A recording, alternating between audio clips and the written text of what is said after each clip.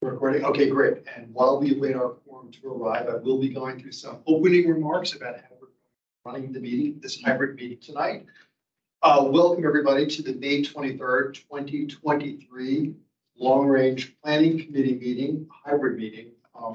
The agenda site is 3108 Columbia Pike and the draft historic and cultural resources plan update. We'll be holding this hybrid public meeting, which enables remote electronic participation, is legally authorized by the Code of Virginia per the Planning Commission's electronic meeting policy adopted on July 7, 2022.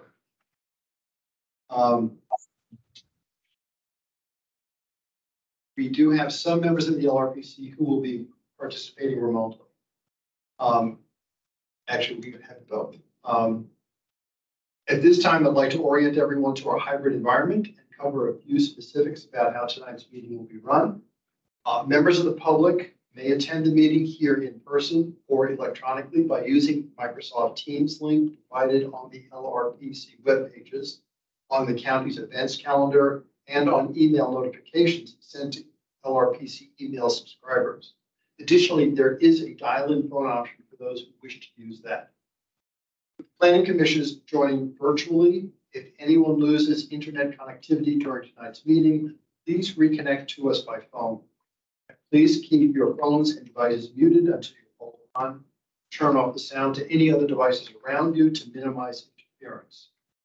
For our virtual attendees using Microsoft Teams, again, please turn off your video feed. And I'll address when it's appropriate to turn it back on again in a moment. The Microsoft Teams meeting chat is active to serve two purposes. It's for participants who need technical assistance and for other attendees to pose brief clarifying questions to a larger audience. While these will be monitored, they will not be formally acknowledged. Staff may address these comments as appropriate. Teams should not be used for discussion or any inappropriate statements. Those who are planning to provide public comment will still need to do so at the end of the specific agenda item, as the chat will not serve as that opportunity. There will be two periods for public comment at this meeting, which will follow after LRPC discussion of each agenda item. All the public comments must be shared verbally for the record during the assigned public testimony periods. I'd also like to remind everyone in the room to speak up slowly and clearly and to the microphones that are up above here toward the ceiling, which will allow the virtual participants to hear all of us. In addition, if you'd like to share your screen, please request permission from the LRPC chair prior to doing so. For planning commissioners, if planning commissioners participating virtually wish to be recognized to speak on an item during the course of the meeting, please turn your video feed on and raise your virtual hand in Teams. I, as well as a staff member on the video feeds, will be monitoring video feeds that are on as an indicator who would like to speak. And I apologize in advance if I don't notice right away. So definitely keep that hand up, keep your face video on. And if you need to jump in and say something, I'm ignoring you. I'm not ignoring you, it's just I didn't look up, so you can do that. If we have any commission members who joined us by phone today, well, has anybody joined by phone? Any commission members?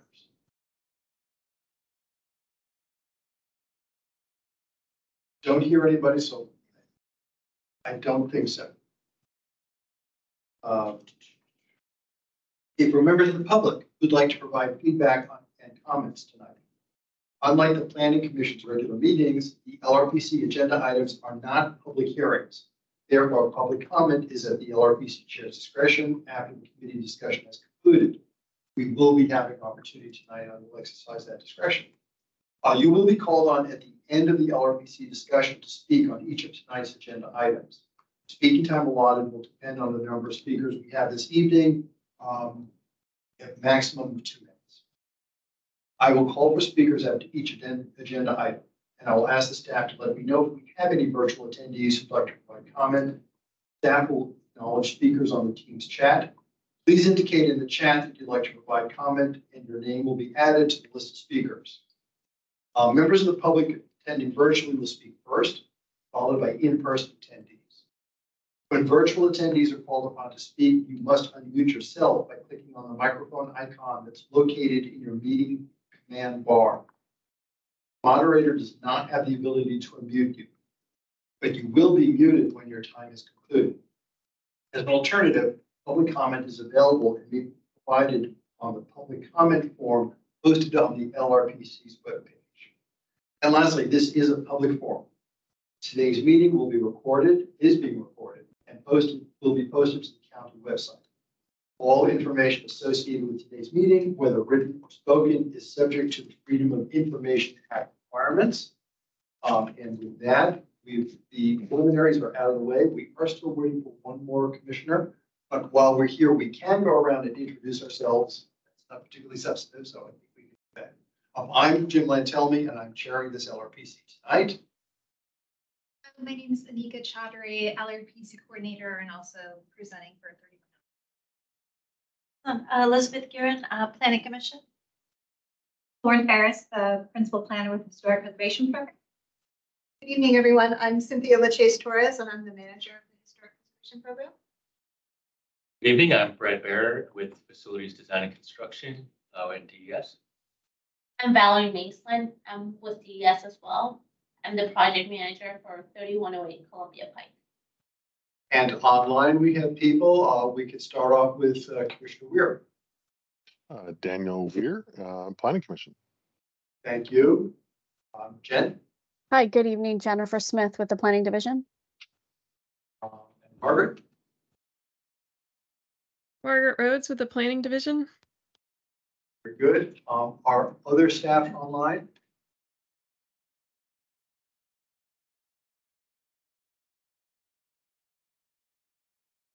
And we have one more person in person who's walked in. That is Leah Starley from the Planning Commission. Thank you, Commissioner Sarley. With that, we now have a quorum and we can start with, and we introductions out of the way. So why don't we start with the presentation 3108 Columbia Pike. Ms. Jaggery, the floor is yours.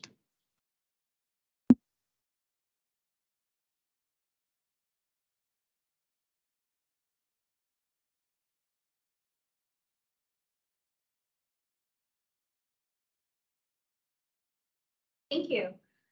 Good evening, members of the LRPC. My name is Anika Chaudhary with the Department of Community Housing Development, and I'm here with Valerie Maslin with the Department of Environmental Services. This evening, staff will provide a joint presentation for 3108 Columbia Pike, which will consist of the site overview and background of the proposed project, followed by the general land use plan amendment and rezoning requests that are anticipated to be heard at the June Planning Commission. I would also like to note that this will be an informational brief. That being said, I will hand it over to Valerie. Good evening, everyone. To provide some background, the county purchased a 3108 Columbia Pike property back in March of 2022. Its intent is to use that property to relocate the Columbia Pike Branch Library from the Arlington Career Center to the new property. Now, this is identified in the CIP to be relocated starting fiscal year 2028. Therefore, in the interim time, there can be another use for the property. Now, during this time, the Arlington Career Center will also be redeveloping the property and will need overflow parking for construction workers and staff. Therefore, the 3108 Columbia Pike property can be utilized for their overflow parking. So to give you an overview of what the site currently looks like, there's a 3-story building that is currently vacant and 63 parking spaces.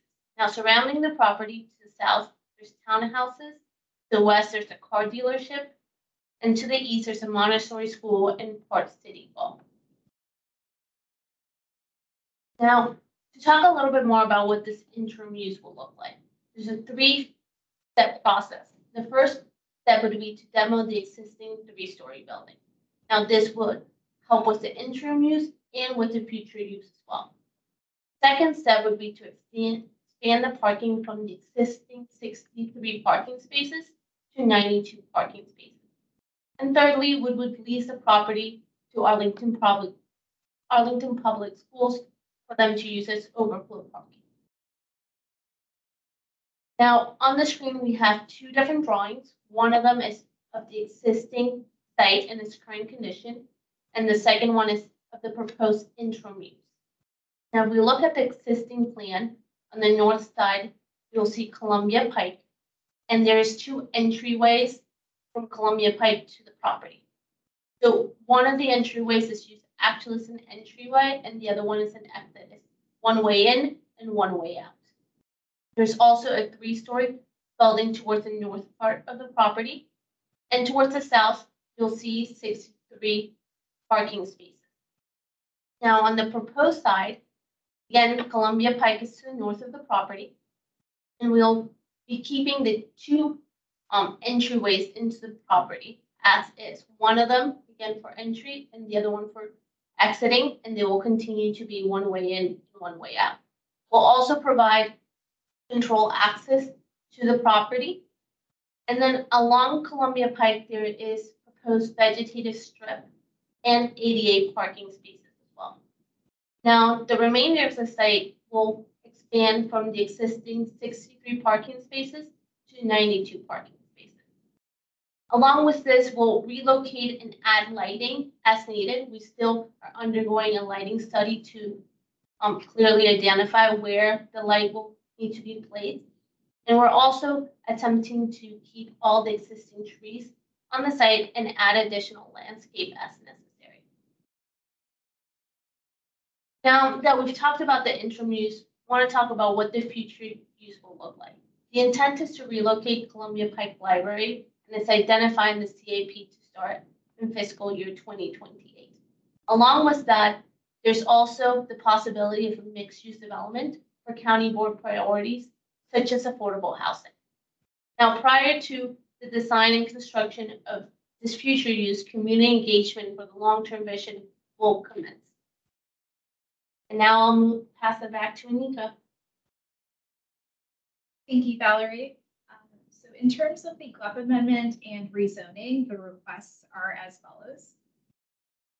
In order to facilitate the creation of a publicly owned parking lot at 3108 Columbia Pike and support the short-term and long-term vision for the area, this is a request for a general land use plan amendment to the public facility map and table to identify this site for a proposed publicly owned parking lot as a feature shown in the county's comprehensive plan, and a rezoning from R5 and C2 to S3A.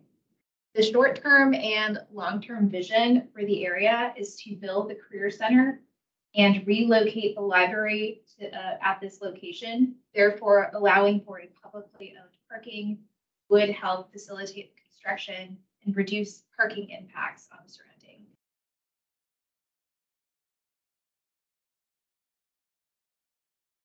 The current club designation for the site is service commercial and is within the Columbia Pike Special Revitalization District and under public ownership. The proposed interim use of the property as a publicly owned parking lot prior to its long-term future use as a new Columbia Pike library is consistent with the current club. However, given the county ownership of the parcel and the county's intention to provide interim parking serving the APS Career Center campus during its redevelopment, a GLUP amendment to amend the GLUP public facility map and associated table to identify this site as a publicly owned parking lot will make this a feature shown in the county's comprehensive plan as needed to fulfill the public facility state code requirements, and further reinforce the county ownership beyond the crosshatch and clarify the proposed use. The proposed parking lot use, which will be the future county library, is recommended to be added under the public parking category as part of the county's comprehensive. Staff expects the category would be changed to the public library category at the appropriate future time when the long-term use is. In addition, the final details of the long-term future vision for the site will be further determined through a separate community engagement process with potential for additional changes to the GLUP, public facility map and table, as well as the zoning for the subject site to support the future uses. This future public facility at this location would not conflict with the form-based code guidance for this site, which is for mixed-use development up to 6 stories. So therefore, a public facility could be part of a mixed development feature. In addition to the proposed club amendment, an associated rezoning is proposed to reclassify the site from R5 and C2 to S3A. In accordance with the zoning ordinance, the existing C2 district requires a special use permit for proposed commercial parking use, and the existing R5 district does not allow for commercial. A rezoning is requested to facilitate creation of a parking lot for APS staff and contractors during the Career Center construction, as the S3A district is an appropriate district to accomplish the near-term objectives for a county-owned operated surface parking area, which may become available for public use once the Career Center needs are met. In addition, while the S3A district has multiple functions, both for parkland and public facilities, including schools and libraries, it can also support a publicly owned parking lot, which is allowed via a use permit, thus conducive for the. Once the future vision of the site is established, the S3A district will be evaluated and confirmed as the preferred zoning, and the form-based code redevelopment is possible with S3A zoning.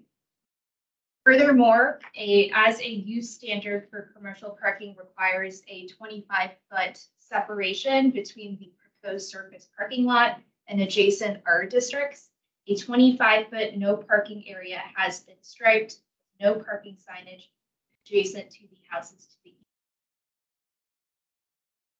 to maintain this. Although the surrounding buildings are being used as a school, it is still tied back to the R districts and are not being used as dwellings. As shown here, the Columbia Pike Special Revitalization Form-Based Code identifies the site on the Town Center Regulating Plan as a combination of Main Street in red and local in blue frontage types. When we think about redevelopment under the form-based code, the Town Center Regulating Plan calls for mixed use up to 6 stories, transitioning down to 4 stories as we come south to future 11th Street, and realignment of South Highland Street next to the site between 11th Street and Columbia Pike, which will shift west in the future. These are all factors that will go into the planning for the. In terms of the anticipated timeline for the club amendment and rezoning, DES has notified adjacent property owners of the anticipated project, as well as affected engagement groups, including Columbia Pike Presidents Group and the Pike Partnership. Legal notices have also been sent out this week to adjacent properties. The proposed club amendment and rezoning will be heard for final consideration by the Planning Commission next week and the County Board next month, and the associated use permit request for commercial parking is anticipated to come forward concurrently for County Board consideration in June as well.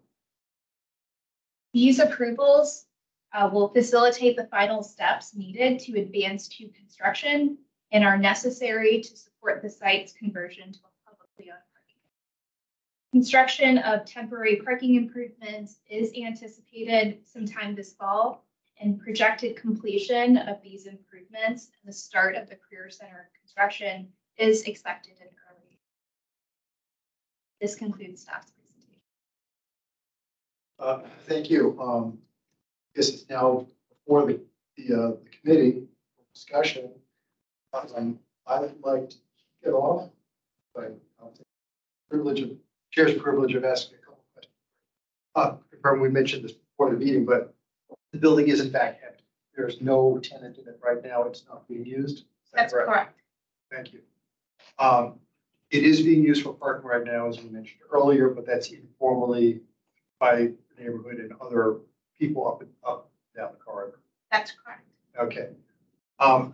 In the plan that you put forward, talking about essentially keeping the way it's being done now, just tearing down the building and replacing that with parking. Do we still need to have both curb cuts operational that was done because a bank building was here and that was the drive-through circulation. Is it at all possible, or can we explore closing down one of those curb cuts? So if one of the curb cuts were closed down, we would have to expand the other one because they're only wide enough for one way in and one way out. It could be explored, but at this point, the design doesn't show it that way. Right, but I think it'd be worth exploring because one wider curb cut is better than two not too far away from each other. So I personally would recommend that be explored. It shouldn't be that expensive to do or to have happen. Gary? Yeah, I concur. You know, whether or not you want to explore that now, I think it'd be useful just to get that on the table to explore for the final development. We've heard that a lot over the last couple of years, reducing the number of curb cuts is safer for pedestrians and cyclists. Thank you. I will hold up other questions. Are there other questions, Commissioner Garrett? Thanks. This was a really nice presentation. Thank you. You answered a lot of the questions I was having as I went through it. So just to clarify, you're proposing to retain trees, but add trees even at this interim stage. Then my next two and last questions sort of focus on, is there anything that we're doing now, this interim stage, that would preclude doing something that's planned for the long term? No. You could like paving over more of it, you know, anything that we have to undo to make the library there. Obviously, in order to build the library, Yeah. some of the parking that's being used in interim would have to be removed. Of course. To do that, but we're trying to do the design as flexible as possible in order to allow us to have more flexibility for the future design. But it's also very much unknown exactly how that will be done.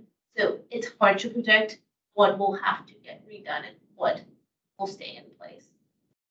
That's helpful. And you said S3A works with the form-based code. That's correct. Okay, and then the last thing is, I know there's reference to a forthcoming community engagement process. Is the OG involved now, even with this interim design? We also presented to them in an informational base. Any concerns from them? Similar things from what you all have mentioned for us to consider during design. Remarkably few things then, so you've done a great job. All right, thanks.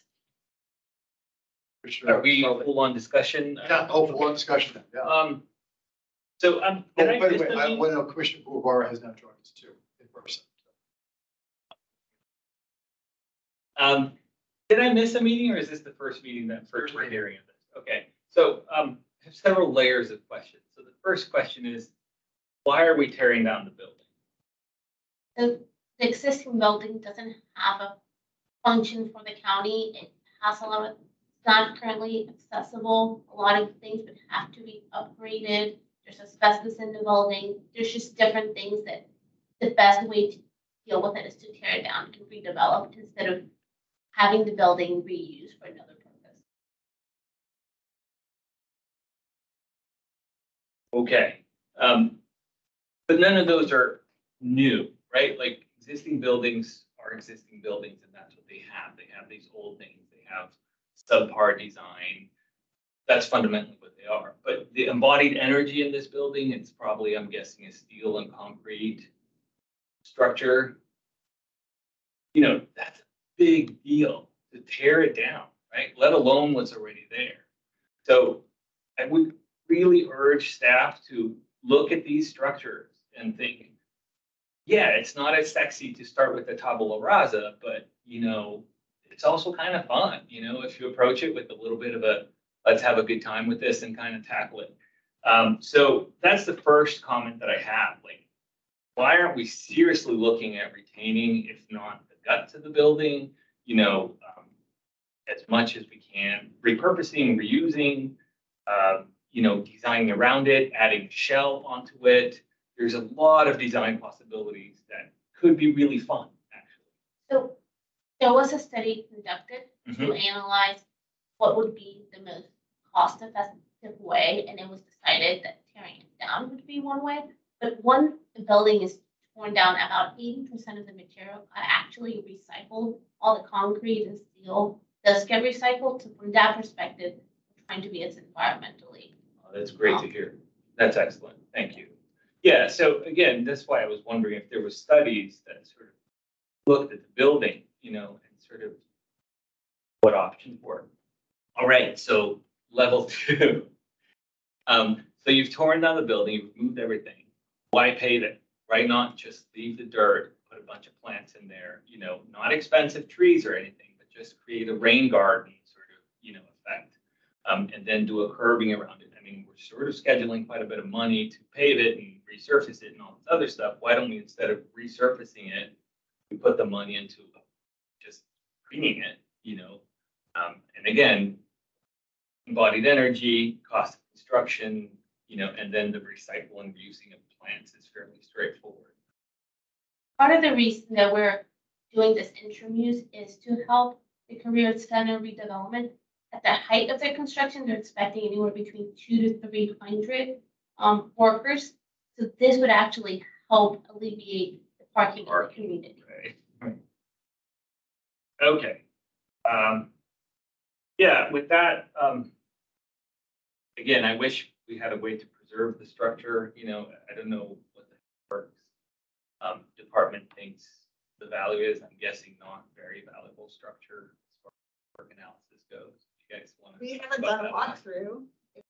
Being honest, we would love the opportunity to do that and collaborate with DES if there's any salvage potential for certain design elements, but into the building. Because it is a cute little building, you know, and it does sort of have an era sort of aesthetic to it. And it's not the worst building I've ever seen. It's actually kind of a lovely little building.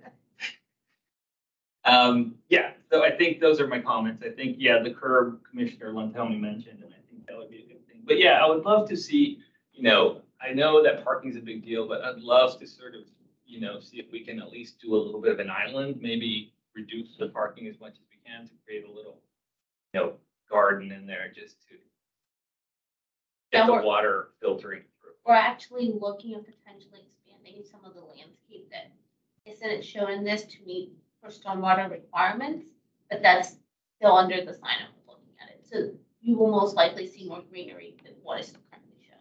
Excellent. All right. Well, thanks. It seems like you guys did your homework, so I appreciate that very much.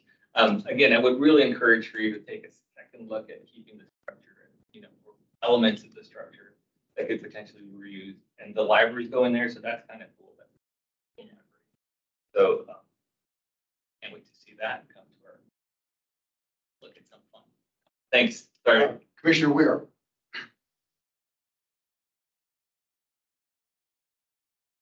You're on mute. Good evening, everyone. I want to add my I'm going to share. I don't really have any comments on that haven't been shared or aren't going to be shared in a moment, but I will share the some of the highlights from the OG meeting.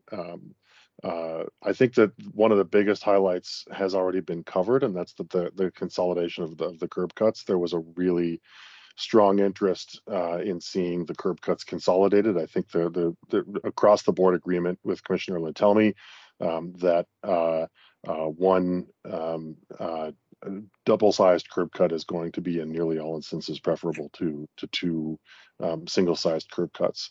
I think related, there was a very significant concern. Just about anyone who said anything raised this concern or agreed with it, that the OG has been very insistent that anytime any applicant touches a sidewalk, that the sidewalk be at the end of the project have been brought up to form-based code spec, and that if there is any daylight between the form-based code spec for the sidewalk and the existing condition, it has been subject to the multimodal project, but that does not mean that it meets form-based code spec insofar as there was an existing building there and building line. So you know, I don't know if there is daylight. I don't know whether or not there is. I think there was a number of people at OG who thought that it was too narrow, that it was 2 feet too narrow, and that it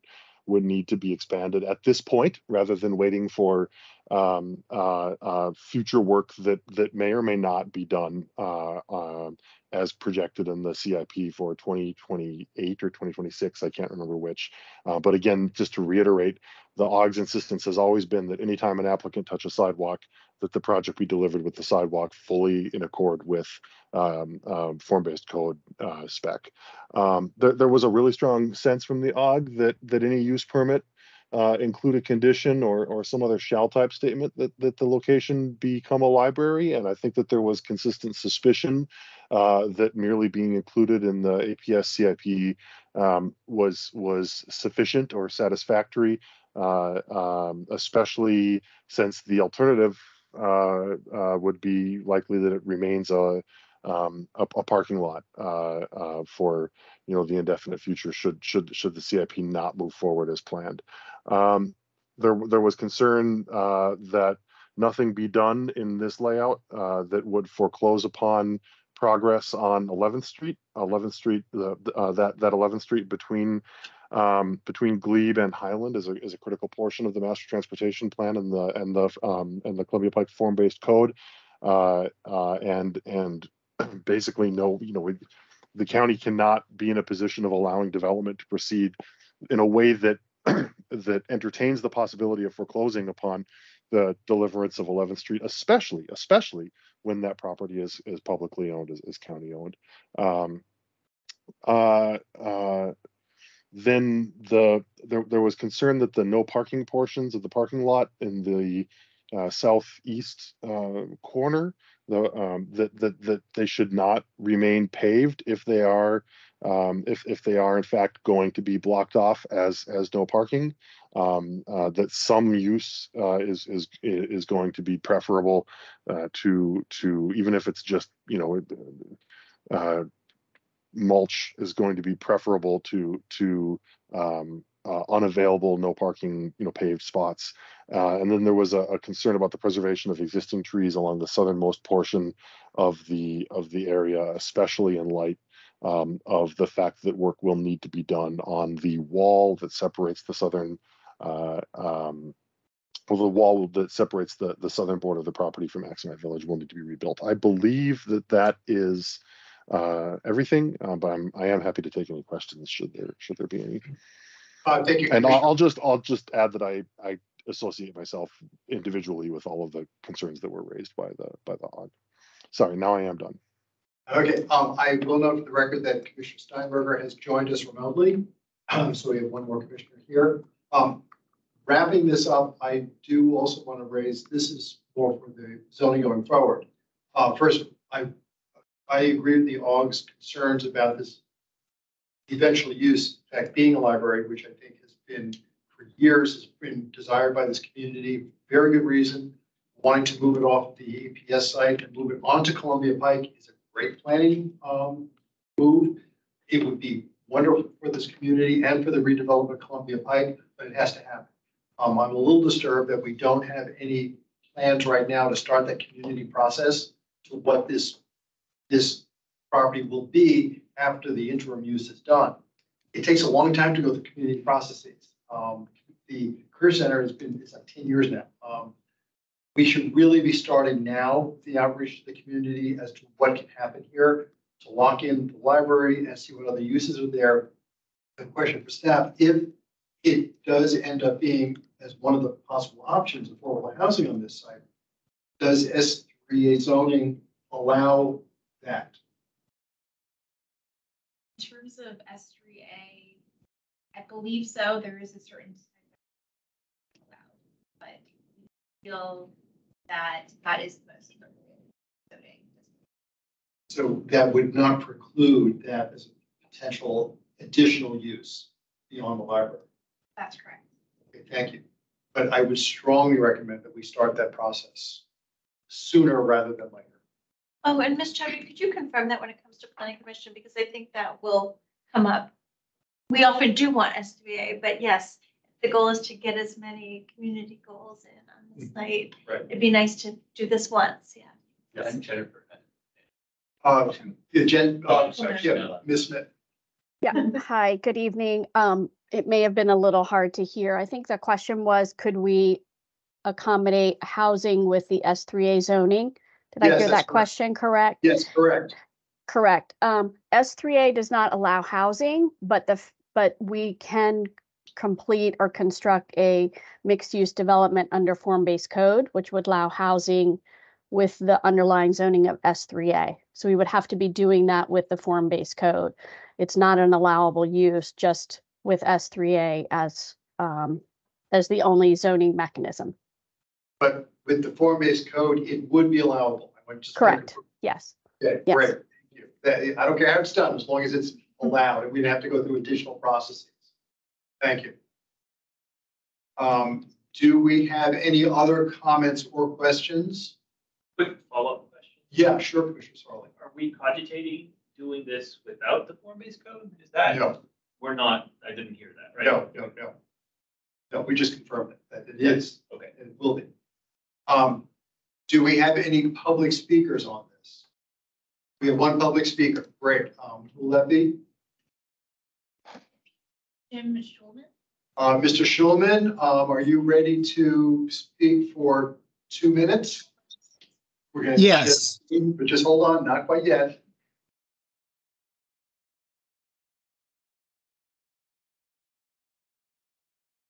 Okay, we're gonna go to 2 minutes. Okay, you can start now. Yeah, I shouldn't need a full 2 minutes. I just want to agree with everything I heard from Commissioner Sarli about this project. I'm an architect, and I am all in favor of adaptive reuse. And I actually find it disturbing that there would be a proposal to tear down a 3-story building when the final use, ultimate use of the project is not yet determined. And I think preserving an existing structure, maybe not the whole building, but the structure of the building until that final use is determined is important, because just providing some additional parking spaces does not in any way match the value that is embodied in that building for climate purposes, if nothing else. And so that while I do understand the need for extra parking, it's outrageous to me that not only would the Arlington County government have to lease land to APS, but they'd be providing parking for a construction purpose that's a private matter. And so this is really, really backwards planning, and I urge you to consider otherwise. Thank you. Thank you very much.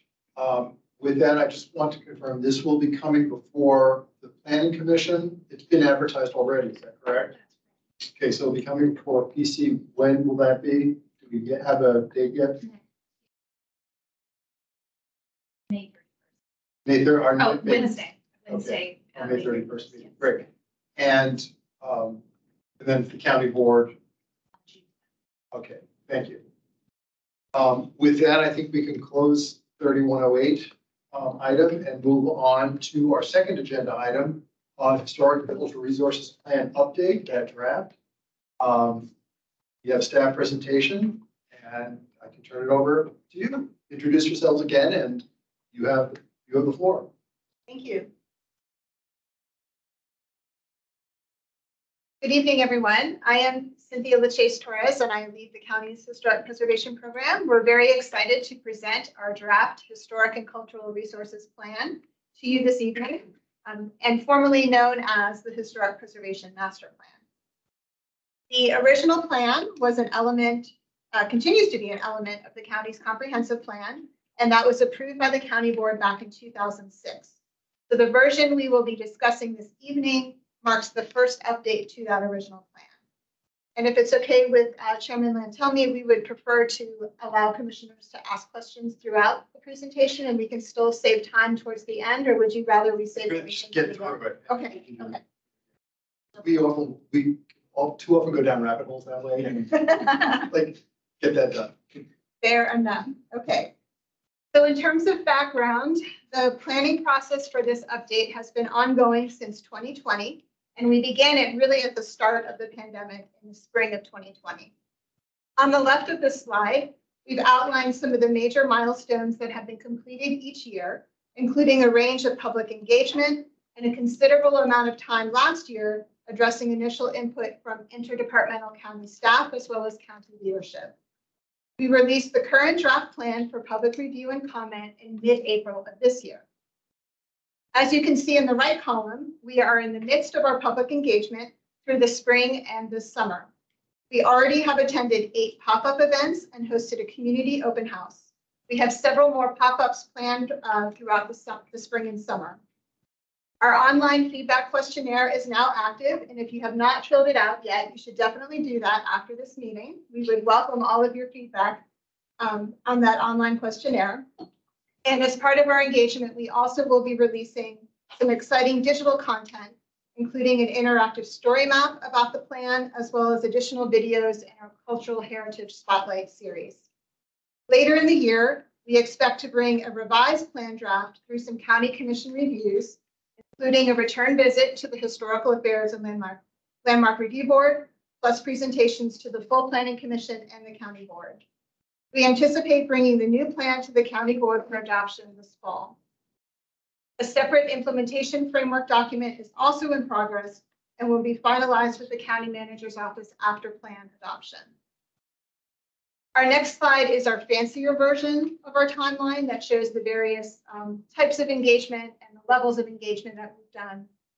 And so this is here to reiterate a lot of the work that has already happened to date.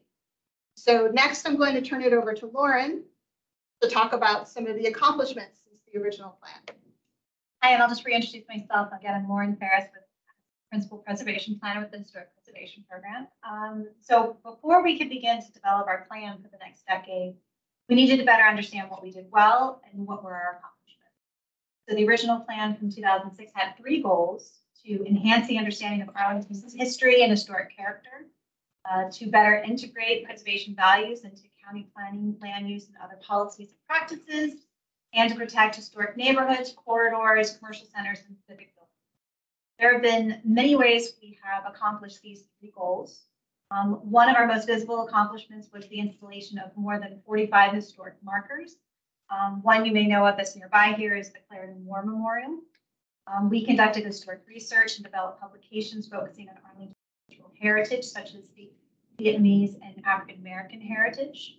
Our countywide architectural survey resulted in the documentation of more than 19,000 historic buildings, which helped contribute to historic neighborhoods and individual buildings to be listed on the National Register for Historic Places. Some of you may have heard of our Historic Resources Inventory, the HRI. This was one of our major goals of the original plan that was adopted by the County Board in 2011. Cynthia will be talking about that in a couple slides from here.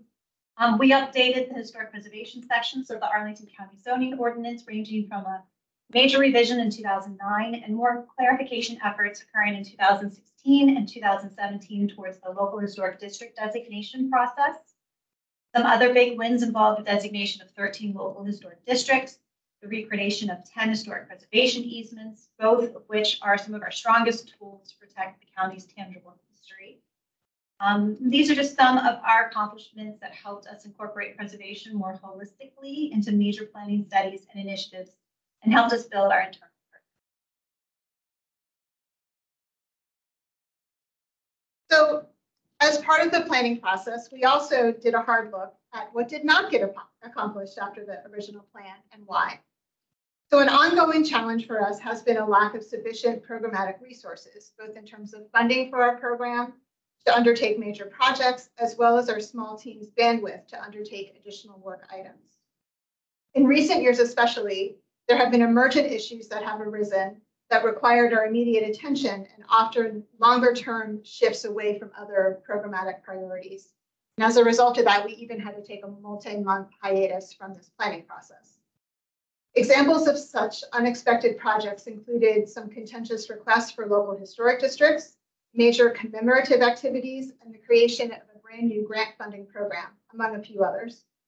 Our staff has been in a continual reactive state rather than focusing on proactive work.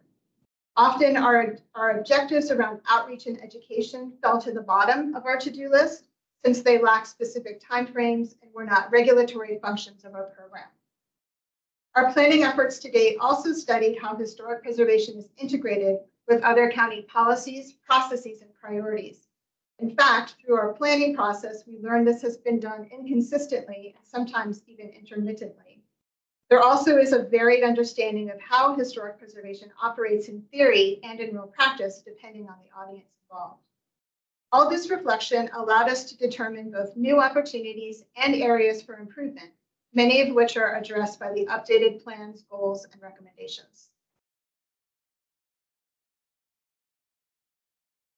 So something we're very proud of in our approach to equity and accessibility is the fact that it's all throughout in this plan. We were fortunate that our process to update the plan began around the same time the county board adopted an equity resolution in September 2019 that identifies racial equity as a countywide priority.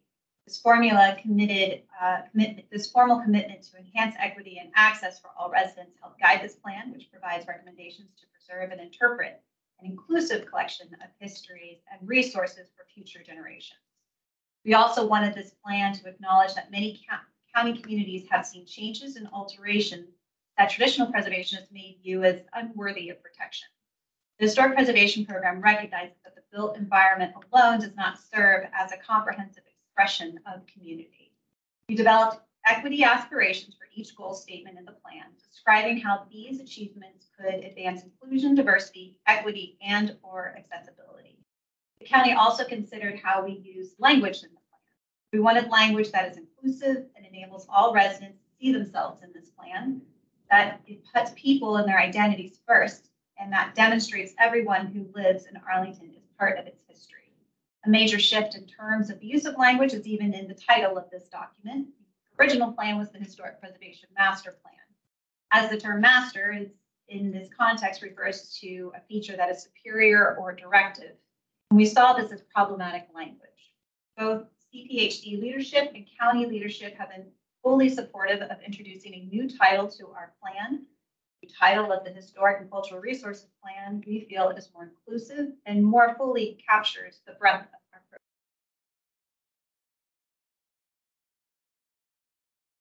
So there are 5 main focus areas in the draft plan. So we're going to briefly walk through each and explain the related goals and objectives, and then we'll have time at the end for some questions. The focus area of community engagement has 2 main goals, which are really fundamental. First, to increase understanding of and support for Arlington's history in general, as well as its people and its places. We will aim to do this by celebrating diversity of people and place and conducting more targeted, proactive outreach. Recommendations to increase community engagement efforts include hosting 1 outreach effort on a quarterly basis, creating an annual report to track preservation successes and losses, and expanding our program's digital newsletter. We also are motivated to connect with areas and communities that typically have not participated in our historic preservation activities or services. So the focus area of incentives has 1 main goal, simply to provide more incentives to more people to encourage more historic preservation. Residents, property owners, and developers are asking for clear benefits to do historic preservation because the rewards for redevelopment are quite high. Our historic preservation program wants to create incentives that could be financial benefits or tangible benefits like streamlining permitting and zoning for preservation activities. We want to recognize those already preserving Arlington's heritage through local historic districts, preservation easements with historic markers, plaques, and awards. Financial incentives could include growing the historic preservation fund, possibly through an endowment of county funds and/or ongoing dedicated revenue sources. We want to explore providing other financial tools like establishing a local tax abatement program. We'd like to offer flexible zoning standards for historic buildings undergoing rehabilitation or adaptive reuse. I would love to establish a menu of county-provided benefits available to owners of LHDs and easement historic properties, or even for historic properties under site plan or development review. Having financial incentives like these could balance change by incentivizing preservation methods as part of development and redevelopment. So our next focus area is partnerships. And with this, we have three main goals. Firstly, we want to better define how historic preservation is included in other county planning efforts and reviews. This will require us to develop proactive, constructive, and consistent partnerships with other county functions. For consistency, it also will be important to include historic preservation as a standard component of all sector plans, area plans, long-range plans, and county-wide planning studies. The second partnership goal includes integrating historic preservation with priority county-wide initiatives. To do so, we need to strengthen our existing partnership between affordable housing and historic preservation. We need to provide better technical support for retrofitting historic properties for improved energy efficiency. And we also need to better support the role of trees, vegetation, and landscape design in our historic neighborhoods and landscapes. Lastly, our third partnership goal involves addressing cultural landscapes in the county. Historic cemeteries and burial grounds are a good example of an ongoing area of concern regarding cultural landscapes. We need to consider developing recommendations for ongoing maintenance of these sites and development issues at both cemeteries and burial grounds. We also need to increase our partnerships to better understand, interpret, and preserve the physical historic resources and cultural meaning of county parks and other county public spaces. So a key area the plan focuses on is regulation, and we do this in 4 important goals. Over the years, the local historic district designation process has protected many significant historic properties. But recently, there have been a few high-profile designation requests that could not be completed before, unfortunately, the historic properties were demolished. Furthermore, in Virginia, as a jurisdiction, the legal structure for designation process enables only advisory roles for the appointed Preservation Commission members, which in Arlington is the HLRB, and then placing the final designation decisions with the elected officials. The legal structure can result in differences of opinion between the county board and the HLRB. Our first regulation goal is to assess and improve the LHD designation process, strengthening the alignment between the HLRB recommendations and county board decisions. Further, we think it is important to ensure that designation decisions utilize the legal requirements included in the state enabling legislation or Arlington County zoning ordinance. We find that there is consensus from leadership and the community to refine the designation process. It may be an option to seek legislative changes at the state level to align the LHD designation process with national benchmarks. Our second regulation goal is to protect historic places with meaning beyond architecture and places that are neither a single building nor a complete large neighborhood, but rather an in-between size. Another option could be establishing micro districts, which would be modestly sized LHDs. We find that the Maywoods of Arlington probably not going to happen too often.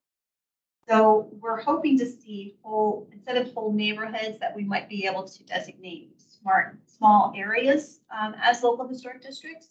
Maybe it's just streets, just chunks of neighborhoods that could receive designation, and maybe they would have a trickling effect to protect larger sections. We want to study the creation of a new tool like the neighborhood heritage district. This would focus more on scale, maybe the rhythm or layout of the building, maybe broad materials and other features. A third goal is to seek preservation for high risk and underrepresented historic and cultural resources and landscapes. We could prioritize the application of historic preservation tools to the highest risk and least protected resources, such as culturally significant historic properties or archaeological resources.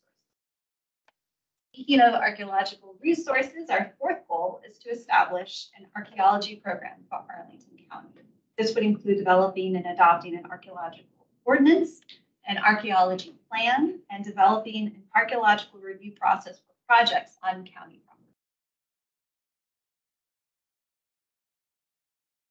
Okay.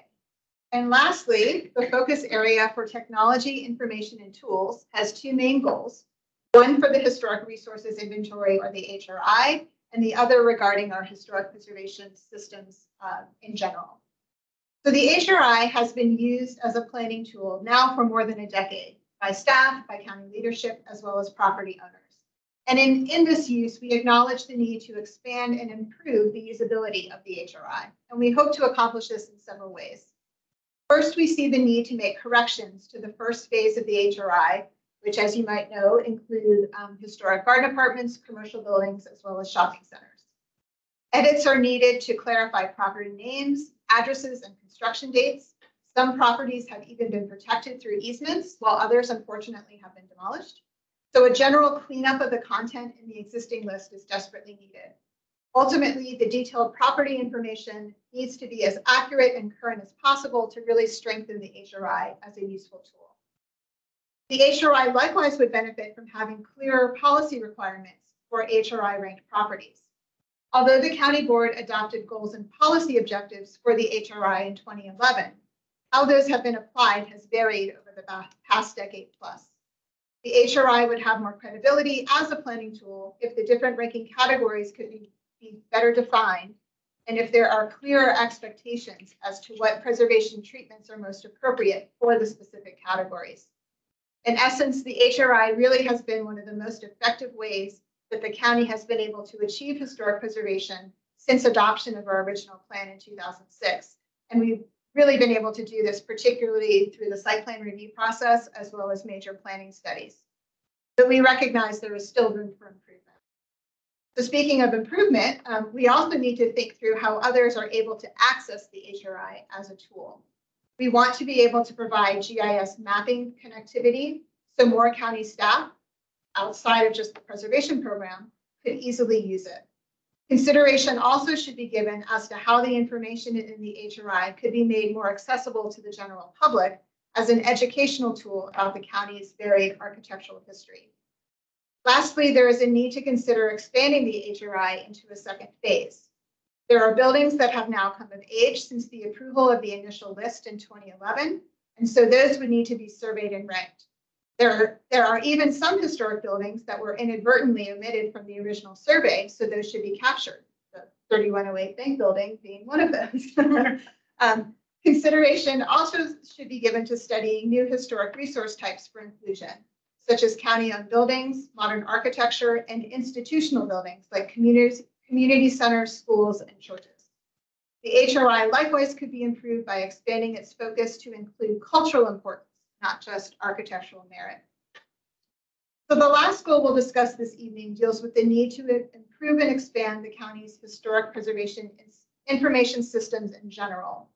Our program can be both strengthened or limited by how effectively we share and convey our information, both internally across county departments as well as to the public. There are opportunities to expand our existing data as well as manage it better. Recommendations to expand our information would involve conducting additional architectural and cultural surveys and studies, particularly for underrepresented stories and those places and people previously not studied in depth. It is also important that our program complete an ongoing heritage survey of African American historic resources countywide, not only to formally document that important history, but to potentially recognize and or protect associated historic places. In terms of managing our data better, we should explore improving how we share information about Arlington history and its physical records. Making our information more user-friendly and available to the public for research is a start, and we should consider digitization efforts, data tagging, and making more information GIS accessible. The plan also recommends a more formalized approach to managing historic resources countywide, including establishing an archival records program within the historic preservation program. We also need to begin to study ongoing risks to historic properties, such as increasing climate change and development pressures, then incorporate this information into our existing information systems. That's the bulk of our presentation. We're ready to take any questions from you all. Very good. Good. It's now with the committee. And I will take chair's prerogative. I had a couple of small things. I went through the project. I quickly went through the draft. First of all, it's great. I'm really very, very happy to see how you pulled it through the history of the county all the way through that. And it's like the history back to like Ice Age. I mean, that's great. You know, that's I think that's really well documented. Small things. Lee Highway is now Langston. All the way through it, you're using Lee Highway. When you're giving addresses for things on the list and in the appendices toward the back. Yeah, I believe the main section you're probably referring to is within the HRI listing, Right. and that has not been updated, but we will make note of that for the next version. Thank you. You have to resist the tendency of that. Yes. Right. The historic eras, when you have dates on it, they're not consistent. They're off by a year or two when you use it in different places. Then you have the colonial period, the federal period. Make sure those dates, that when you have those dates, they're consistent all the way through. Where you're listing in one of the tables where the Cinema Draft House is listed, it has it in Clarendon. It's being protected by Clarendon rather than the form-based code. When all the way through it, actually, in a lot of things you're using, like for example, this is now being now this is it, or today it is. Don't use now or today. This, when you put this in final, it'll probably be in final like for 10 years before it gets redone again. Things are changing so rapidly in this county that you have a picture of something, it may not be here 2 years from now. So use, this is as of the date such and such, or as of the publication of this, rather than just using the word today, because today is today, it's not yesterday or the day before. So once you've published it, it's no longer today. I would love to see you using maps more than when you're talking about neighborhoods. Maybe the first time have the county with highlighted where in the county that neighborhood is. There are so many neighborhoods that I'm still not sure where some of our neighborhoods are. So it helps anchor. Oh, this is where it is in the county. That's where it is in the county. I'd love to see more maps. Like for example, we used to have trolley lines here. I don't think anybody knows where those trolley lines actually went. Yet they were really key to how our neighborhoods grew and why they grew. I'd love to see a map of what the trolley lines were, because that really helped direct our growth. When you say that when Metro Rail came through, or when roads came through, that's where a lot of growth went after the trolleys and everything. But you include I-66 in that, there was no development by when I-66, that was built so late that I don't think there's really any development that you can attribute to 66 going through. Definitely Richmond Highway going through, and Shirley Highway going through, Arlington Boulevard going through. They definitely spurred growth. I'm not sure 66 ever did. So look at that more closely. Pictures, label the pictures better. Like the slide you had before this one, it had 2 pictures. And I think I knew where one of those things was, but I have no idea where the other is. There's a number of pictures and they're all, of course, Arlington. It'd be great to say, this is where it is. Because you can go and see it. I know where the Weenie Beanie is, but. Everyone knows where the Weenie Beanie is, but the picture below it, where is that? Is that Crystal City? It is. Okay. Yeah. Well, we should label where things are. Because these are great illustrations, but want them anchored in our county. That helps sell it.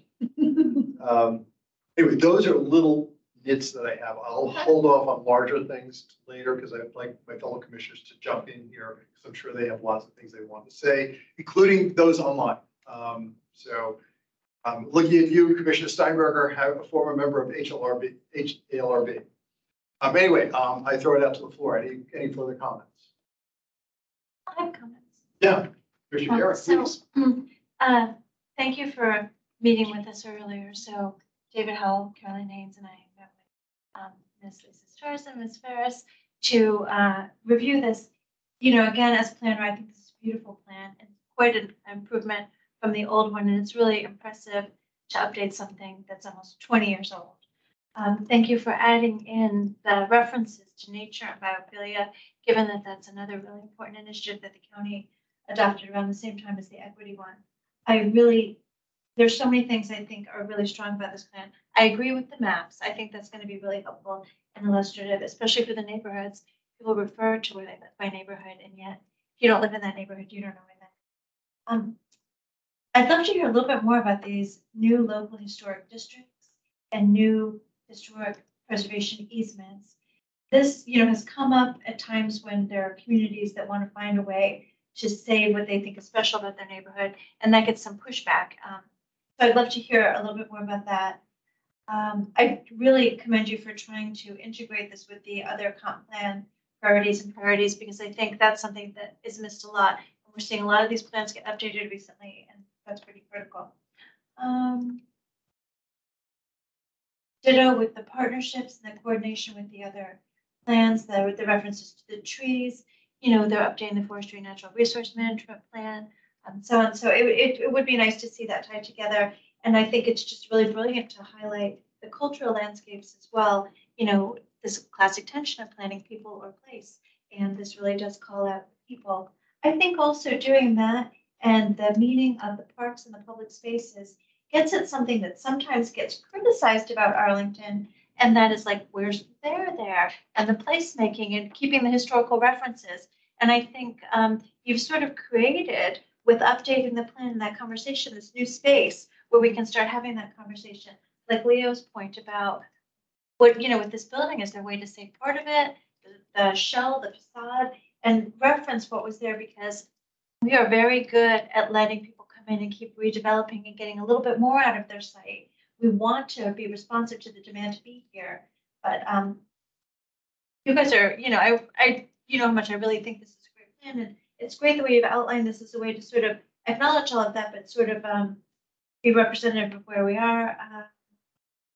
With regard to things like making the HRI updated GIS mapping, as a professor, I just have to say, do you ever think about taking interns for this? I think that there are a lot of students who would love to get a couple of months experience working with professionals. And if they had a discrete task like that, they could do it. And then my last question, the house, when you had the slide up for plan accomplishments with the angel on it and the glass block, I know exactly where that is. What is that house? What was the background on that house? It's across from the Darth Vader house. Darth Vader. Yeah, you're gonna have to. I think you need to elaborate on what Yeah. the Darth Vader. Do you know the house I'm talking about? It's on your slide that says plan. I know which one accomplishments. I know which one. I know it's on the accomplishment slide. That's one of the streamlined modern houses. So Okay. we did a national register It's- nomination. It's the Darth Vader house. Decade Is ago. it like a modern? It's the dark- modern Okay. dark house on the opposite side of the street, and it backs up to the park. And well, Now I need to go look at that. okay, so how do you get to this house? We can talk about it North after. on Military, turn right just past the park for But that's my point, why we want Yes. these labels. So I'd love to know, because I looked at it without the background, Fair enough. without having Leo next to me saying, oh, this is beautiful example of, yeah. So Okay. I'm intrigued to see that there, and we all, you know, that street with the Darth Vader house and then that house. That would actually be a very funny contrast. Uh-huh. Okay, thank So you. use the photos as teaching moments. Got it. Okay. Oh, absolutely, and tie it to our history, thank you. I'll third the maps. I think maps, you know, you can never go wrong with maps. And I think that's an interesting point, you know, educating ourselves and sort of reminding ourselves and our neighbors about the different neighborhoods. You know, I think a lot of times we become familiar with certain corners of the county. So, you know, to have like a map that starts to delineate these neighborhoods would be helpful. And, you know, that way it also makes it easier for you to read, document, and understand, you know, the different neighborhoods that we're talking about. I think strongly support this notion of zoning and preservation and how those two overlap. You know, I think that's a critical low-hanging fruit that we can really capitalize on. We had this conversation, the housing we had last year and earlier this spring, you know, and how there's a lot of possibilities there that I think really makes sense, you know, when you're just both preserving and creating opportunities for development. The building we spoke earlier on in the meeting. I wonder if there's something that we can do or we can strategize on, I think now between staff departments and having that communication. I feel that that's one of the problems that we have as a community. And I don't know that the planning commission has much of a say on it, but I've just encountered that problem, you know, and I think tonight we saw that problem. When we're talking about bus shelters, we run into that problem. And I think, the left hand and the right hand, I don't know if you guys have any ideas or any recommendation for us to talk to the board or talk about planning commission or talk about zoning to create something that starts to have departments talk to each other, about it. I think sort of almost a sidebar, but I think it's something that's almost universal also, and probably something we ought to repeat at every meeting, to encourage staff to talk to each other. But I think, yeah, I'm really excited that this plan's being updated. Excited about the idea. I have to confess, I haven't read it quite to the extent that I would like to. But I think to congratulate you on the graphic design, it's really sort of nice, restrained, but yet sort of playful and colorful at the same time. So it's really good. I don't know if you guys are, who you hired to do this or if you're doing it in-house. But I think, yeah, and I will second Commissioner Lantelmi's sort of tagging and over describing things. You just have to assume the people that are reading this don't know what they're looking at. So good captions are always good. But yes, thank you. Thank you. Getting into the big things, I have a couple comments also on that. One thing we've been frustrated with on planning commission when projects come before us, which have a component, is that the HRA came often after some of these projects were conceptualized, so we really couldn't do much about it. I'm thinking about, for example, the gas station, in Joyce Clarendon. Motors. Yeah, Joyce Motors. I would have loved to have had more tools to offer that developer. Say, in order to preserve this in situ, you can get extra height here. You can get a TDR. I mean, there's a whole lot of things. There's more than just TDRs. There's lots of tools that we can potentially use. And I don't think we're doing that. I really think we need to explore way, way more, give way more flexibility if we're serious about really preserving things. Because our properties are so valuable now that it's really unfair to property owners to put a constraint on them that they don't get somehow compensated for. And if we want them to actually happen, and the county board, they have the right and the responsibility to sometimes overrule us. Planning commission, that happens to us because they have larger considerations. You're going to be the same way. They're going to sometimes overrule. You want to give enough tools that they rarely do that there is an accommodation that developer comes before and says, yeah, I'm on board with this. So we need to find as many tools as possible in order to allow this to happen. So that's just a larger philosophical thing. I know you're all considering, but it really has to be a big part of this, certainly going forward. The other thing I want to be careful about is capture of historic preservation by those who are already privileged. I think it's great the way we have so often, you're weaving through equity on this. And that's really, really important because too often historic preservation is hijacked by the haves to prevent anything from changing. It's the way our neighborhood's going to be. We're going to preserve it as it is in amber. And that it's done as a way to exclude others. And I really want to be careful that we don't end up somehow going down that path and ending up that happening. For example, one thing we're using the term in this neighborhood character, which we all do, but I'd like to have that be modified to say physical neighborhood character or neighborhood's physical character, because too often it ends up being a way of people. It's like not our kind of people here. Neighborhood character means something more than just what the house looks like. It ends up who's living there. More than the architecture. Yeah, right. And I want to really be careful that when we're talking about neighborhood character in this context, because you're clearly doing that, it's the physical look of the neighborhood. I get that. But we have to be careful that, because that has been coming up. We've seen that before us on planning commission. People using neighborhood character as anyway, I won't get into it. But, Yeah, I want to second that. That ends up being like a red flag for us when Right. people come in and they do that. You're right. That is a good catch, Jim. And I second a lot of this with the tools for developers, but also for us. If you can help us think about how to have a more full discussion when there's a question about preservation, because I think a lot of us just don't know this very well. Like we don't know architecture very well, so that we can spend a little time debating that. That's a great idea. And I want to call out when you said the hijack by privilege. I'm I'd like to hear a little bit more about your African American Heritage Survey. One of my concerns with missing middle is I think our most affordable neighborhoods where we might see this might be some of our African American homeownership neighborhoods. So I'd love to know, could this potentially be a way to bring some tools to some of those communities so that they're not immediately susceptible? Yeah. The other thing I want to be careful, and there's a big example of this. This probably ties into the hijack by privilege. This has happened in DC.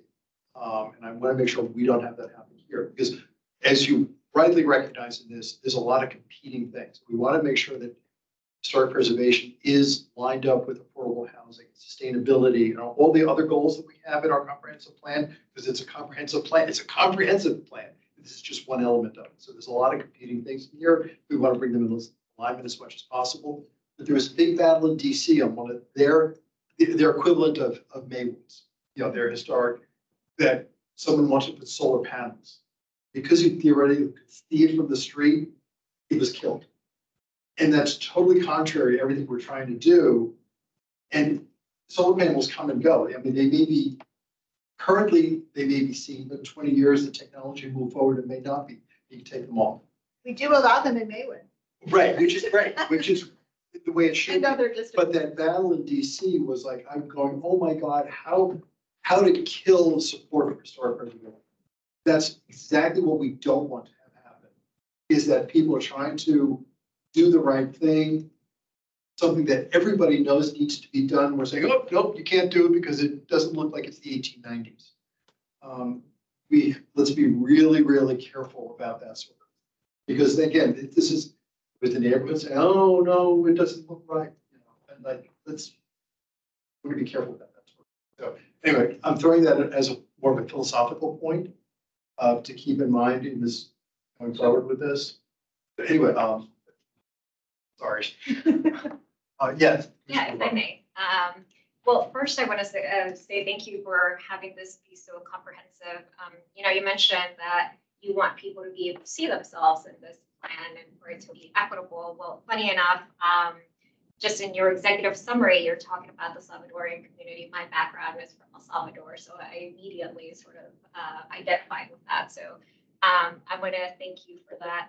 I know you mentioned doing walking tours of Saigon, Little Saigon, for example, and sort of thinking beyond structures. And I'm wondering, how do you guys plan to do this sort of living history? For example, the Salvadorian community is sort of vibrant, but it's sort of a newer, after the Civil War, that's when a lot of irregular migration and gangs and everything, they started coming here. How do you guys plan to demonstrate that in sort of the historical lens, I suppose? Because I know you mentioned them here, but I'm wondering, and perhaps that leads to something larger that I was thinking, it would be great. I know you guys provide past examples like what you guys did in Green Valley, but it would be great to see the art of the possible with like an actual case study of a community. Let's say El Salvador. Right now you name you just named the Salvadorian community, but what about with one of the programs that you're envisioning? How would that look like? What would be the art of the possible, and what effects would that have for us in considering those options? That's all.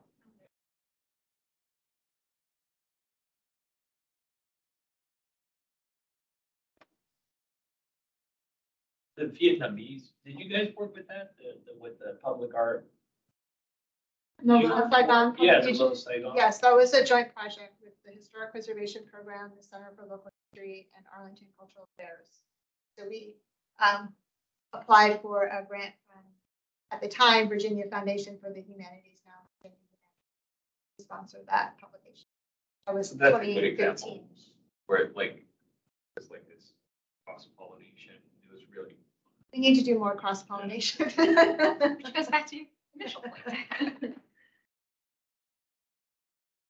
Well, so you all kind of give us a flurry of questions. So I'm going to try and see how we can answer some. And I'm going to go with the most recent. And I think when talking about living history, I think go to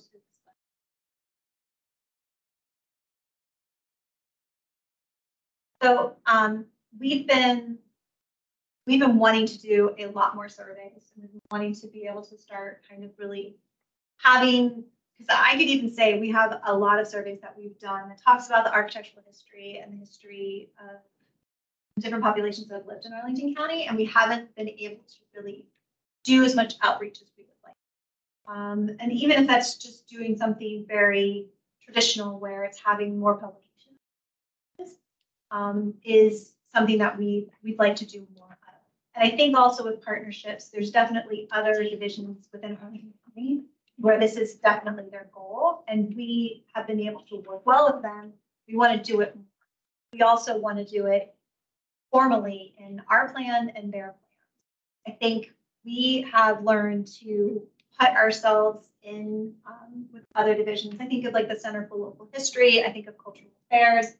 I think of Public Art. We've even Urban Design. We've been really trying to always be around when there's certain projects that they're doing. If we don't formalize that, and Cynthia and I move on from Arlington County, if that ever happens, you know, I don't know if people who are going to sponsor are going to do that if it's not formally there. So that's one thing. Improving our partnerships is a way that we can do that. But I think of with you can see here we have an illustration of us Green Review, and we just partnered with a private architectural firm to do some architectural surveys of the LGBTQ community. And this again is just an area where it is trying to make sure that we're trying to identify as many people as possible trying to find the story.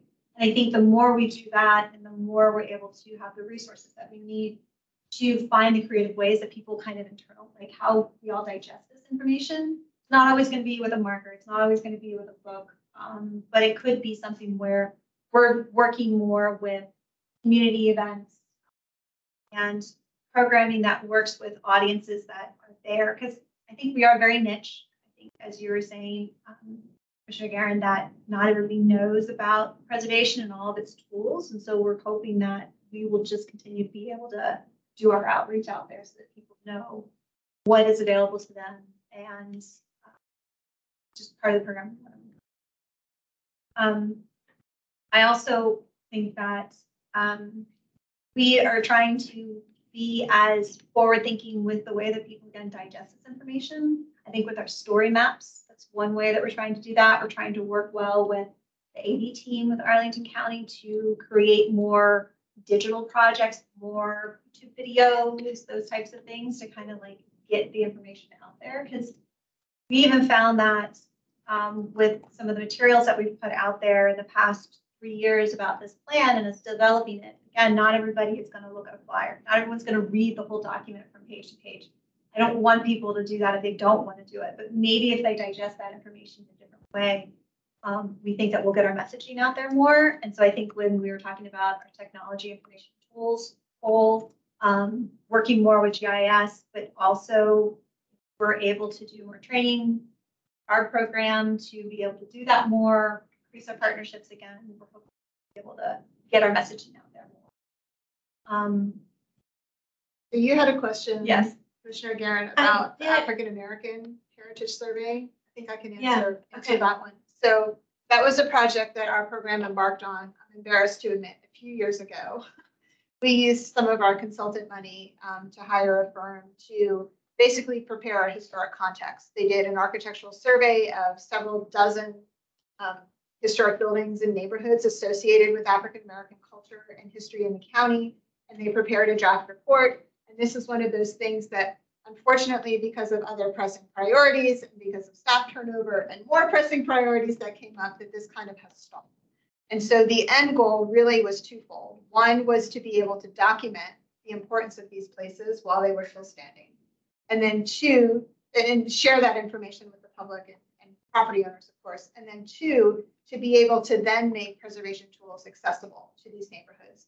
And so thinking of places along Langston Boulevard, thinking of historically African-American neighborhoods that are experiencing a lot of change at a very rapid rate, but that have cultural significance. And how do we then work with owners who are willing to then start nominating those properties to the National Register. So, and then in turn, those owners could take advantage of tax credits that they otherwise would not have access to right now in terms of doing renovation work. Maybe making, getting tax credits and doing a renovation is the solution to preventing some tear downs in some of these rapidly changing neighborhoods. So we realized that that's a very important project. It had been stalled, unfortunately, for a host of reasons, but we do realize the need to get that started again and get that completed so we can make those tools available to more Arlingtonians. I definitely would support that. I think you'd get the whole PC behind it. And Jimmy, you might remember this, Mr. Chair.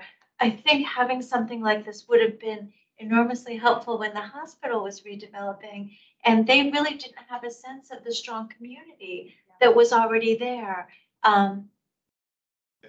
So many. Yeah. Really.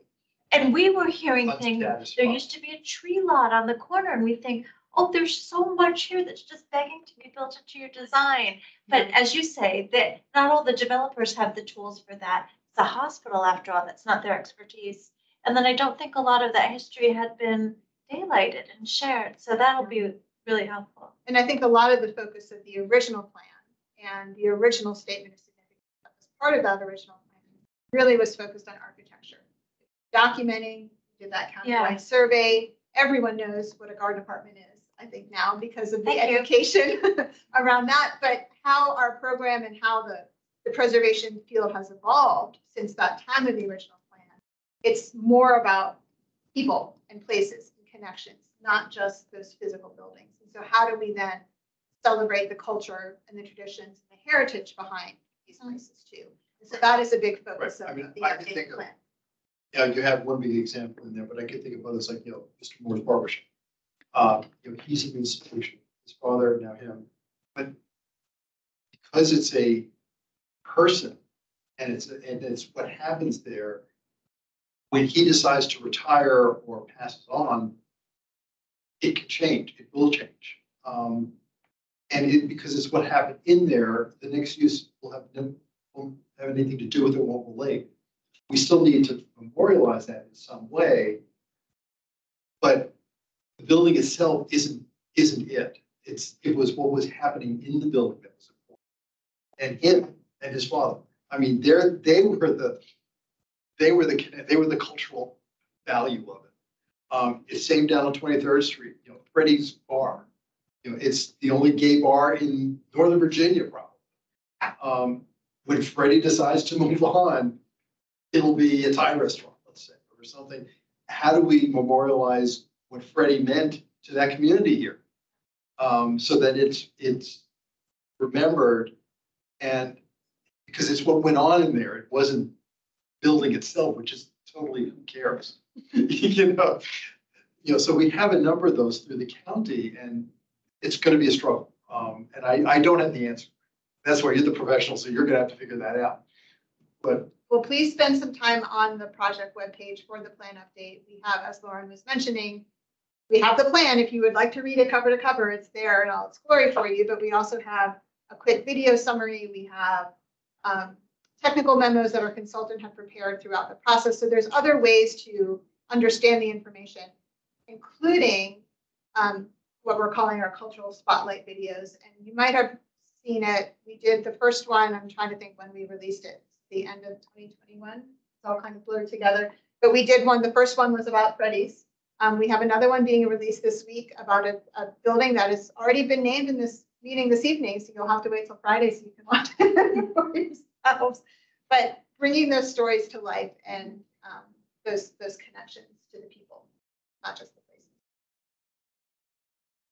And I also wanted to kind of bring up, I really did appreciate mentioning the hijack by privilege. And I think that, I think that there have been a lot of studies that have been happening that have really been challenging for everybody to embrace. And we want to make sure that we have those flexible tools so that communities can have options, but it can work well with not just our preservation goals, but goals of other divisions. I think of Missing Middle. I think that Missing Middle is a perfect example. There's definitely ways to do missing middle and historic preservation. Missing middle wanted to come to some of our well-known local historic districts. It can happen and it can be done well. And I think that, you know, there is maybe a concern that by having more designation tools that are more flexible, they're going to be everywhere. I think that's going to happen. I think that it's going to be appropriate in certain neighborhoods.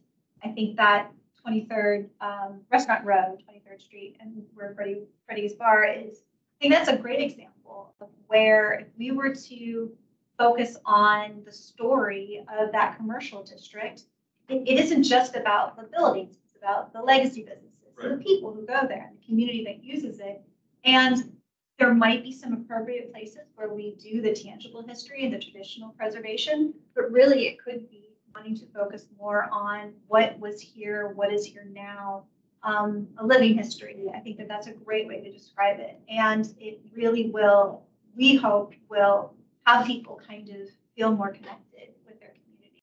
I also think it would reach, it wouldn't just reach people who are living in that neighborhood, people who are working there.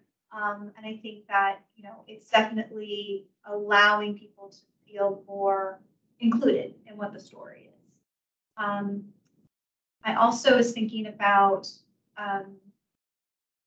the HRI and some of the things that were mentioned about that. And, you know, again, we're not, we already had some people who were concerned, like what are there any buildings identified in this plan that could be decided, are any of them my property to have to worry? We recognize the level of energy that's going to happen with improving the HRI, making some corrections, expanding it, and we want to give that amount of time that's really needed towards that. And that's going to be hopefully one of our first things that we're going to do after this plan gets adopted.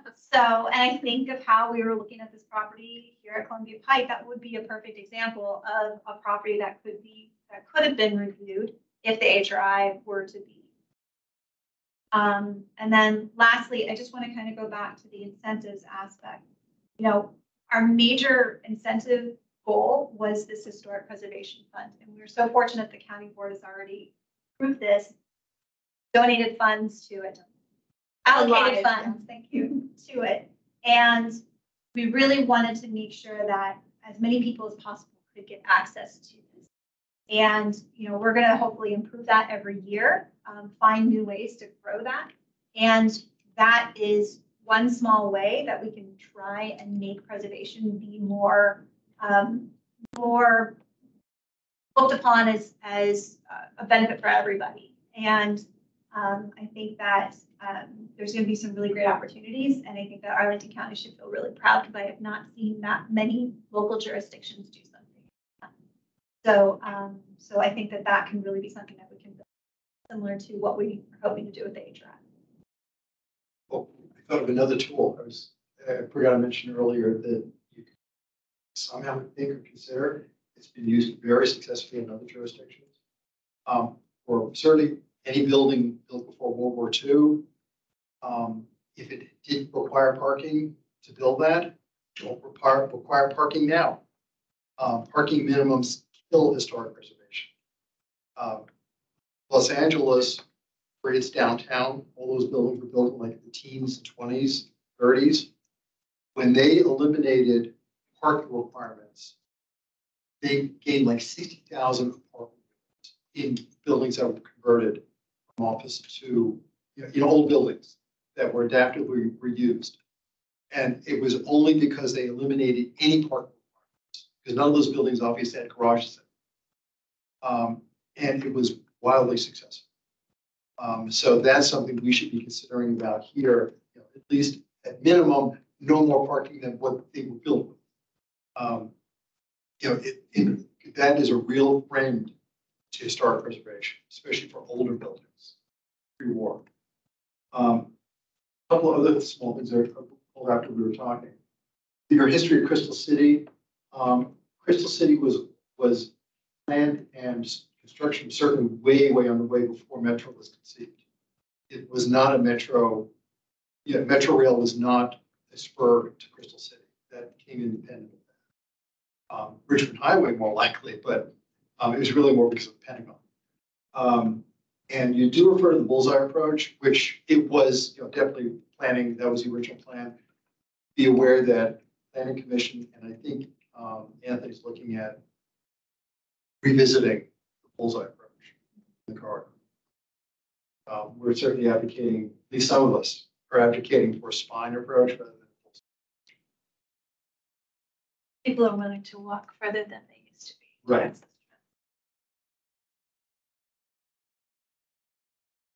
Again, those are just right out there. Any questions that we didn't address? I am curious about historic districts. So the new tools or districts that have been approved? Yeah. Some of those, didn't we have one like house up far by Chain Bridge that became its own little district? Yes, St. Anderson House. Yeah. Yeah, that was the most recent.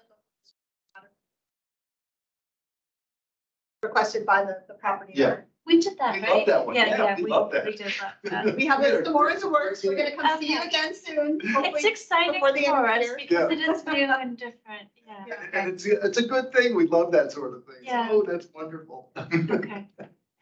Yeah, and we do have over 12 easement holding properties, and I realize that we don't really champion their history as much. Yeah. A lot of them are located in Clarendon, commercial revitalization area. Some are small cemeteries, and others are some of our local historic districts. Reeveland is a local historic district, but it also has an easement.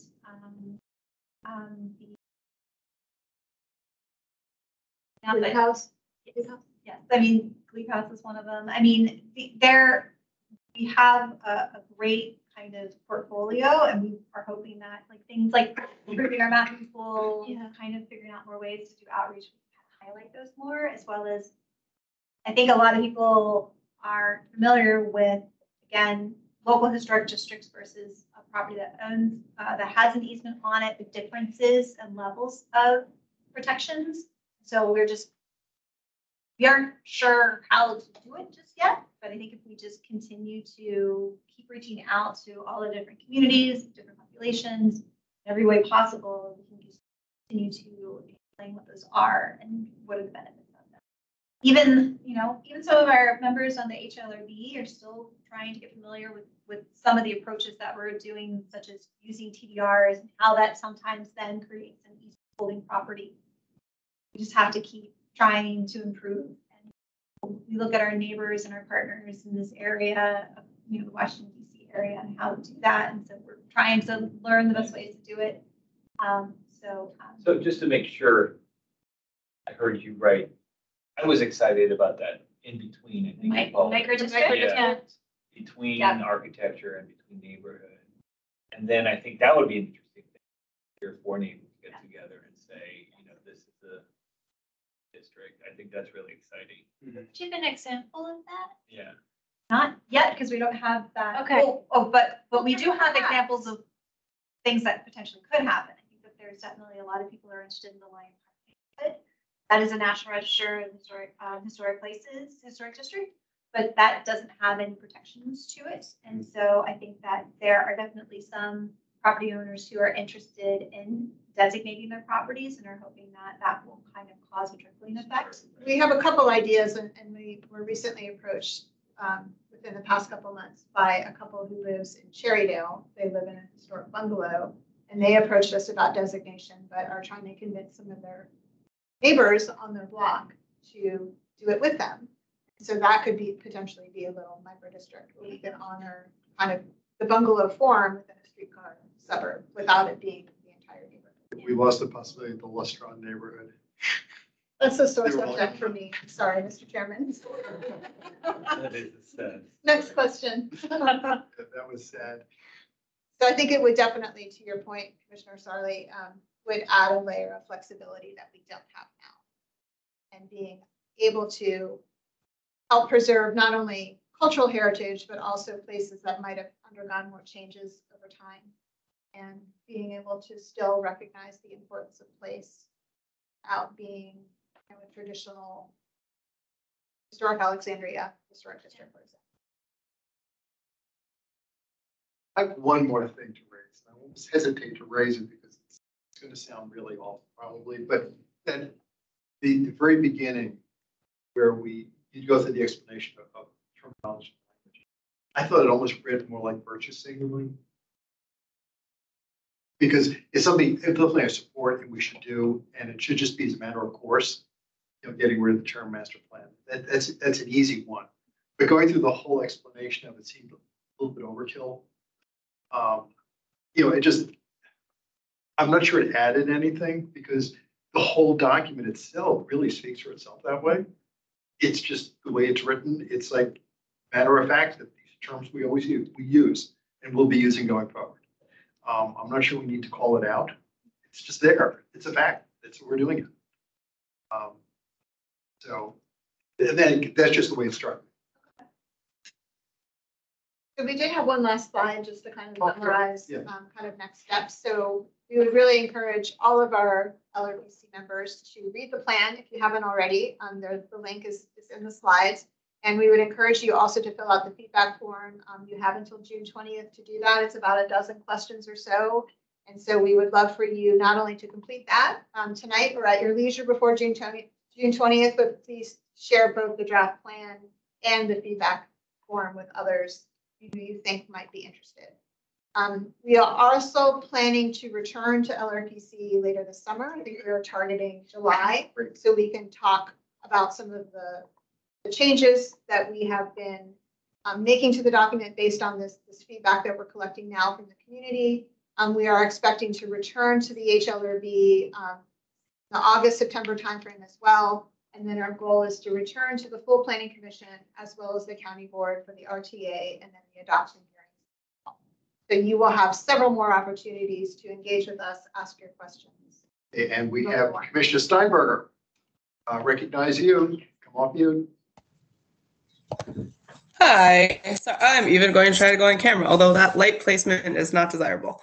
Hi everyone, I really just wanted to add my 2 cents, and I apologize, I had to do baby duty a bit tonight, so I was in and out, but I was very heartened by much of what I heard with regards to making sure that our historic preservation, that those elements are something we can consider, every time we're considering a major planning document, whether it's a sector plan or something else, that baking that into our process from the beginning, I think is really what I've heard as being a desirable approach, since I was on HLRB, and I've heard that from various commissioners, over a period of years. So I'm heartened that that's the direction that, staff, the direction we're heading in.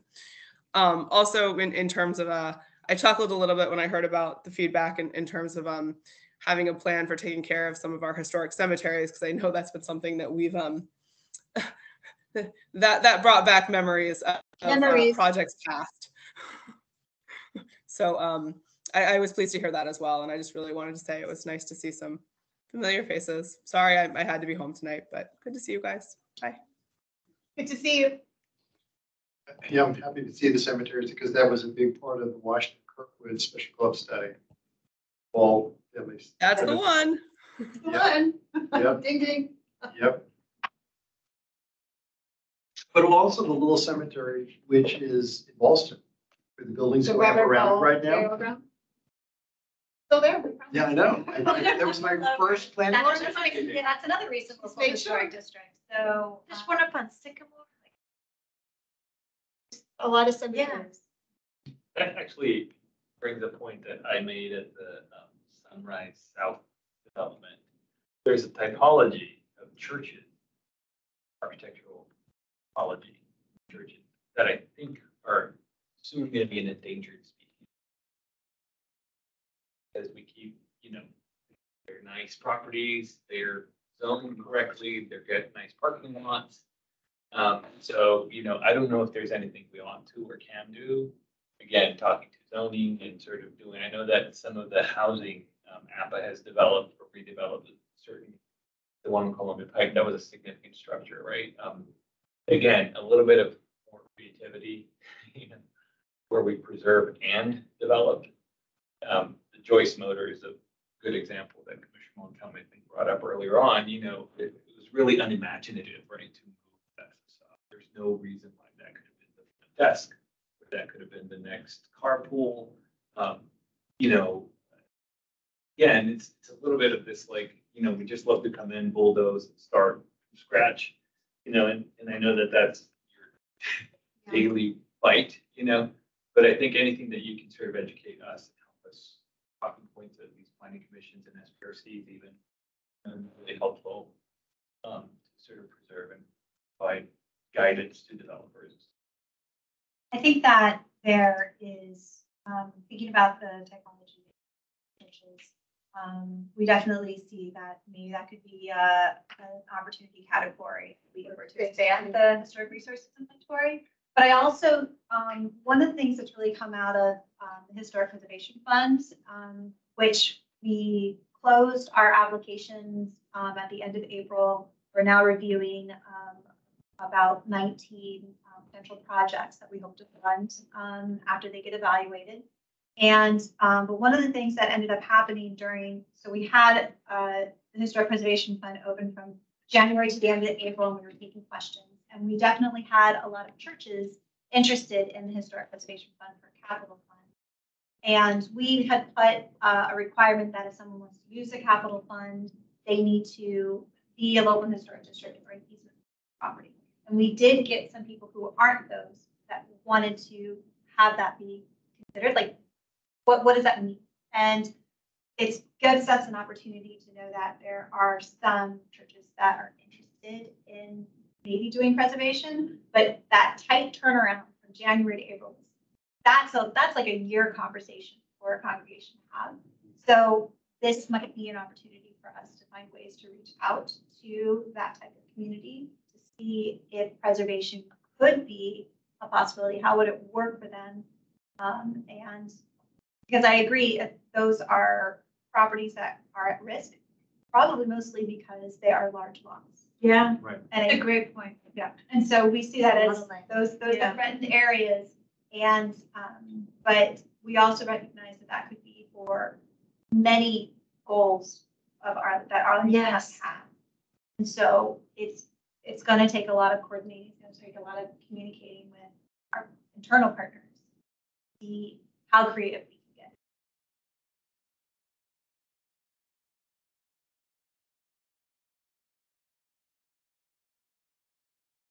The churches have an extra twist because they are religious. There's First Amendment issues that under federal law, you can only do so much in zoning to restrict their uses. They see part of their mission is housing. Housing is also one of our goals too. So, you know, Yeah, voice was huge in missing middle. right. I also think some churches which they're gonna be torn down, and I think it's probably better because of the design, like the St. Charles in Clarendon. If that redevelops, it's going to be a church that will actually be a civic building, which will have an actual focus. The way the current designs are, at any rate, they'll have a focal point in Clarendon rather than the church now, where you don't even know what the front door is. It's even though it is a 50s building, and I could see value on that, but it just doesn't make any sense the way it is now. You don't even know it's a church when you drive by it. Our Lady of Exxon in Roslyn, which is like totally bizarre. One of the first site plans I ended up getting involved in. Right, it's totally bizarre, but it's like, this is everybody knows it. Because it's one of those bizarre buildings in Arlington, or in the whole region. Adventure World. Gas station church combo. Right. But there's definitely certain projects that, you know, if there is a way to do holistic traditional preservation, I mean, I'm always going to be in support of that. But there's going to need to be some flexible and creative approaches. I think that this Central United Methodist Church in Boston, I think that definitely is a good example of having affordable housing, having space for the congregation to be able to gather, as well as there being a local historic district with the burial ground, and also having public arts with the restoration of the Tiffany. Thank you. The Tiffany window that depicts Jesus Christ, as well as other windows from the church that come down. I think it worked in Clarendon too. Baptist Church there has the affordable housing above it, and the current creation is still there, and the church still looks like a church. Yes. You know, it still is a focal point from looking from Highland Street into the neighborhood. The church is right there. It still looks like a church. So I think to your point, though, in terms of if you expand the HRI, what are some of those other typologies that we should be churches and other institutional buildings, community centers, schools? We need to know what we have so we can understand and how to think creatively about the future. So we have to document them all.